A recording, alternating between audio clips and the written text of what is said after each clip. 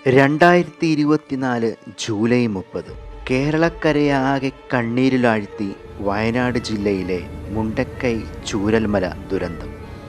ജീവിത സ്വപ്നങ്ങളെ ഭീതിയിലാഴ്ത്തിയ കറുത്ത ദിനം.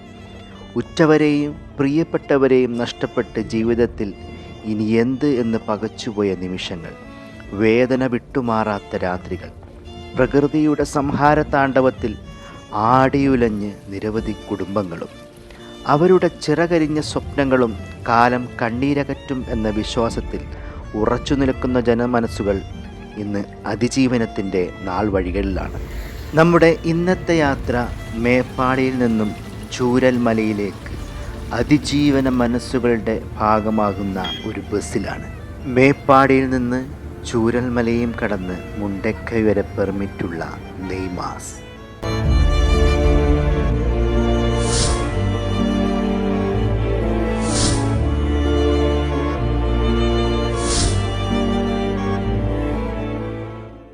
യാത്ര തുടങ്ങുന്നതിന് മുമ്പ് നമുക്ക് ബസ്സിൻ്റെ ഡീറ്റെയിൽസ് ഒന്ന് പരിശോധിക്കാം. എൻ്റെ സുഹൃത്തു കൂടിയായിരിക്കുന്ന ഫാസിലാണ് ഈ ബസ്സിൻ്റെ മാനേജർ. മേപ്പാടിയിൽ നിന്ന് മുണ്ടക്കൈയിലേക്ക് തറയിൽ എന്ന പേരിലായിരുന്നു ഇതിനു മുമ്പ് ഈ ഒരു ബസ് സർവീസ് നടത്തിയിരുന്നത്. തറയിൽ ടീമിൻ്റെ കയ്യിൽ നിന്ന് ഈ ഒരു ബസ് വാങ്ങിയതിന് ശേഷം തിരുനെല്ലിയിലുള്ള ശിവശക്തി ബോഡി ബിൽഡേഴ്സിൽ നിന്ന് കിടിലനായിട്ട് റീബിൽഡ് ചെയ്തിട്ടാണ് ഈ ഒരു ബസ് നിരത്തിലേക്ക് ഇറക്കിയിട്ടുള്ളത്.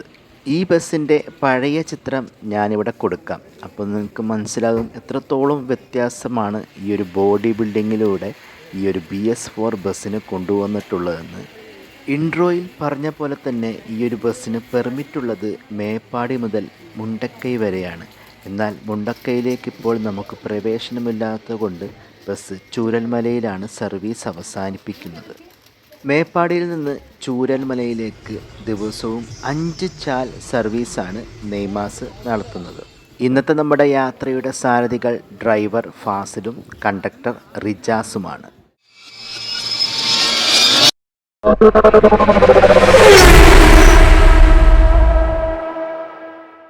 നമ്മളിപ്പോൾ ഉള്ളത് മേപ്പാടി ടൗണിലാണ്. നമ്മൾ വന്നിറങ്ങുന്ന സമയത്ത് നല്ല മഴയുണ്ടായിരുന്നു.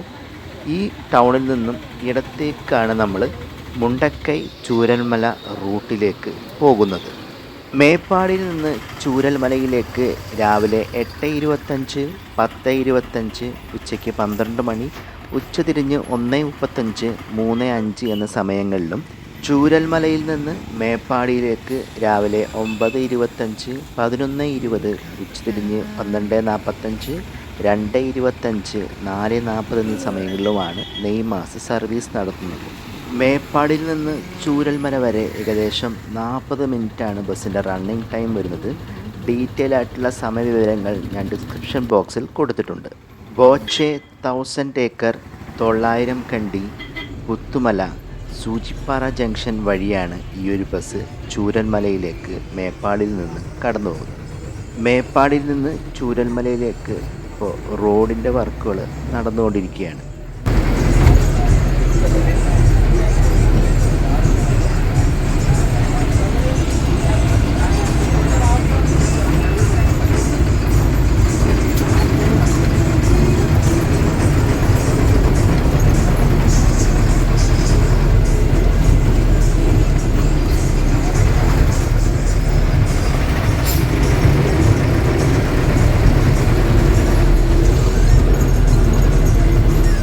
മേപ്പാടി ചൂരൽമല മുണ്ടക്കൈ റോഡിൻ്റെ വർക്ക് തുടങ്ങിയിട്ട് കുറേയായി.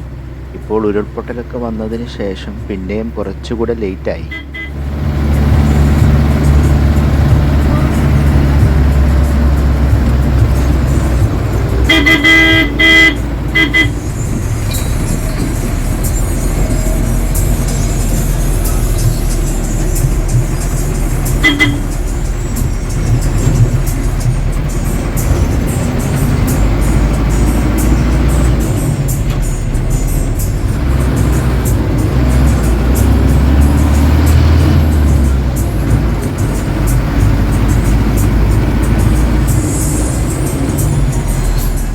കാണുന്നതാണ് ബോബി ചെമ്മണ്ണൂർ ഗ്രൂപ്പിൻ്റെ ബോച്ചെ 1000 ഏക്കേഴ്സിൻ്റെ എൻട്രൻസ്.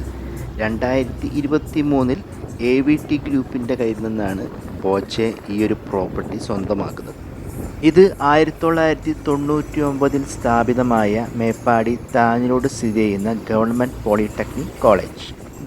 ഇനി നമ്മൾ എത്തുന്ന ഈ ഒരു സ്പോട്ടിൽ നിന്നും വലത്തേക്ക് ഈ എൻട്രൻസ് വഴി 1.5 കിലോമീറ്റർ മുകളിലേക്ക് പോയി കഴിഞ്ഞാൽ ബോച്ചെ 1000 ഏക്കറിൽ തന്നെ ഉൾപ്പെട്ടിട്ടുള്ള ബോച്ചയുടെ ഭോജന ആൻഡ് പാനീയ എന്ന ഷാപ്പ് കിട്ടും.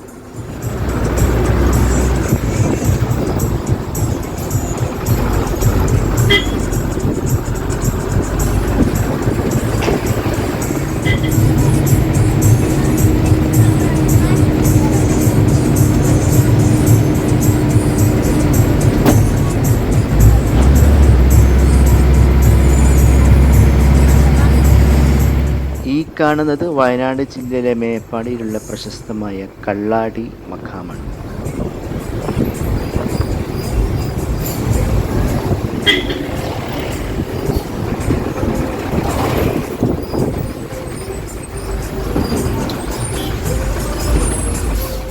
ഇവിടെ ഇത്രയധികം ഓഫ് റോഡ് ജീപ്പുകൾ നിരന്ന് കിടക്കുന്ന കാണുമ്പോൾ തന്നെ നിങ്ങൾക്ക് സ്പോട്ട് മനസ്സിലായിട്ടുണ്ടാവും.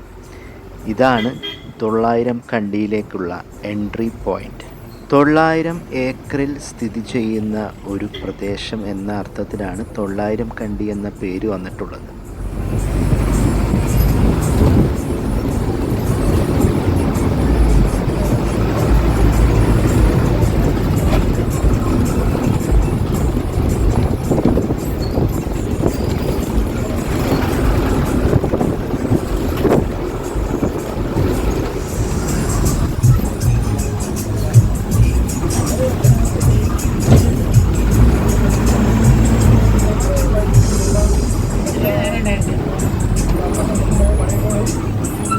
പാലം കയറി വലത്തേക്ക് തിരിയുമ്പോൾ നമ്മൾ നേരെ കാണുന്നതാണ് പുത്തുമല. ആ പേര് നിങ്ങൾ ഇതിനു മുമ്പ് കേട്ടിട്ടുണ്ടാവും. 2019 ഓഗസ്റ്റ് 8 പുത്തുമലയിലെ ഉരുൾപൊട്ടൽ ദുരന്തമുണ്ടാകുന്നത്. മേപ്പാടി ഗ്രാമപഞ്ചായത്തിലെ തിങ്ങി നിറഞ്ഞ മനോഹരമായ തേയിലത്തോട്ട ഗ്രാമമായിരുന്ന പുത്തുമലയിലെ നിരവധി ആളുകൾക്കൊപ്പം പുത്തുമലയിലെ പോസ്റ്റ് ഓഫീസ്, പുത്തുമല പള്ളി, ചാമുണ്ടേശ്വരി ക്ഷേത്രം, ഹാരിസൺ മലയാളത്തിൻ്റെ ക്യാൻറ്റീൻ, നിരവധി പാടികൾ എന്നിവയാണ് ആ ദുരന്തത്തിലൂടെ വിസ്മൃതിയിലായത്. ഇവിടെയുണ്ടായിരുന്ന ഭൂരിഭാഗം കൃഷിക്കാരും കുരുമുളക്, ഏലം, കാപ്പി എന്നിവ കൃഷി ചെയ്തു വന്നിരുന്നു. എന്നാൽ ആ സ്ഥലങ്ങളൊന്നും ഇന്ന് കൃഷിയോഗ്യമല്ലാതായി മാറിയിരിക്കുകയാണ്.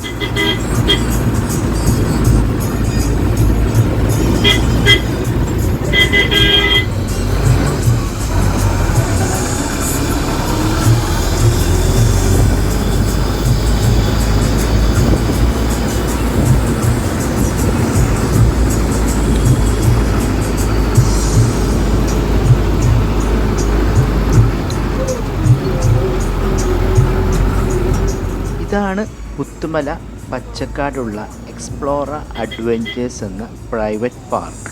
Giant swing, longest zip line, അതുപോലെ ബഗ്ഗി റൈഡും നമുക്ക് ഈ പാർക്കിൽ അവൈലബിൾ ആണ്. രാവിലെ 9 മുതൽ വൈകുന്നേരം 6 മണി വരെയാണ് ഈ ഒരു പാർക്കിൻ്റെ ഓപ്പണിംഗ് ടൈം.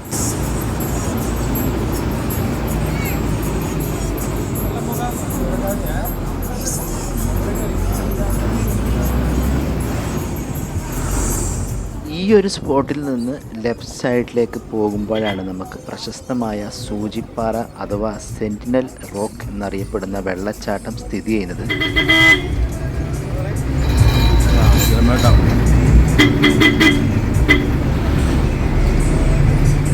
അങ്ങനെ നെയ്മാസ് അതിൻ്റെ ലക്ഷ്യസ്ഥാനത്തേക്ക് എത്തിയിരിക്കുകയാണ്. ഇതാണ് ചൂരൽമല ടൗൺ. ഡിസാസ്റ്റർ ടൂറിസം എന്ന് വിശേഷിപ്പിക്കുമെങ്കിലും ഒട്ടനവധി ആളുകളാണ് ഈ ഒരു ചൂരൽമല ടൗൺ കാണുവാനായിട്ട് കടന്നു വന്നുകൊണ്ടിരിക്കുന്നത്. നിങ്ങളെ കാണിക്കുവാനും നിങ്ങൾക്ക് കാണുവാനും താല്പര്യമില്ലാത്ത കാര്യങ്ങളാണ് ഇനി നമ്മൾ കാണാൻ പോകുന്നത്.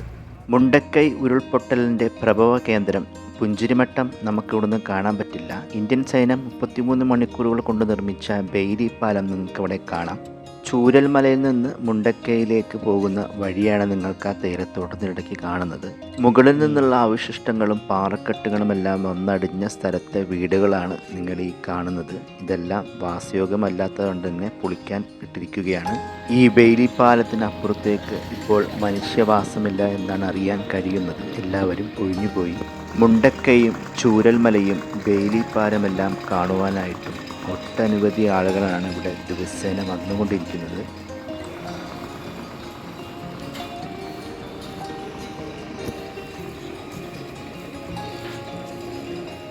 അങ്ങനെ നെയ്മാസിൻ്റെ വൈകുന്നേരം 4:40 മേപ്പാടിയിലേക്കുള്ള ലാസ് ചാൽ പുറപ്പെടുകയാണ്.